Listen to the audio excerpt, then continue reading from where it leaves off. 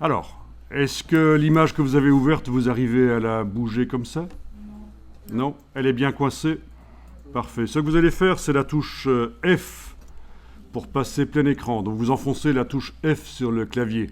Essayez encore la touche F. Ça devrait disparaître toutes les palettes de Photoshop. Touche F à nouveau. Bon. Alors, essayez ceci. La barre d'espacement sur le clavier. Est-ce que ça se transforme en petite main comme ça? Ouais. Parfait. Quand vous avez la petite main, vous essayez de bouger l'image. Est-ce que ça fonctionne? Vous arrivez à la bouger? Non. Essayez encore la touche F alors, si vous n'y arrivez pas. Ah oui, c'est bon. Et maintenant, ça marche avec la touche F en plus. Donc voilà, ça c'est le truc, c'est l'astuce. Chez moi, ça se voit clairement quand j'enfonce la touche F que je passe d'une version encadrée dans une fenêtre vers une version non encadrée. Chez vous, ça se voit moins. Ça dépend parce que vous êtes sur un PC, je suis sur un autre type d'ordinateur. Mais le principe, c'est le même. La touche F est utile pour pouvoir bouger. Donc ça, c'est vraiment les bases pour arriver à naviguer dans les images. Ça, c'est le faire un panoramique, bouger l'image en panoramique avec la barre d'espacement.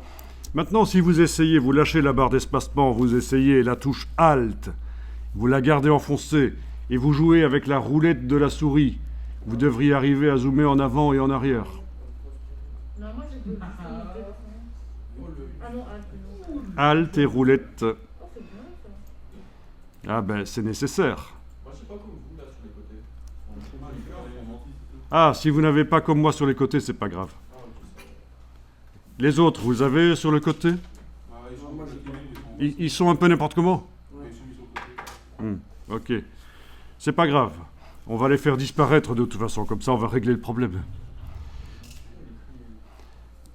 Bon, ben voilà, vous savez donc zoomer en arrière, barre d'espacement, faire le panoramique, c'est parfait. Alors, quelque chose qui est très utile, c'est dans la palette des outils qui est là sur la gauche. Je suppose que tout le monde a la palette des outils. Vous avez la main ici. Et si vous double-cliquez sur la main, l'image va revenir le plus grand possible sur l'écran, vue en entier. Voilà.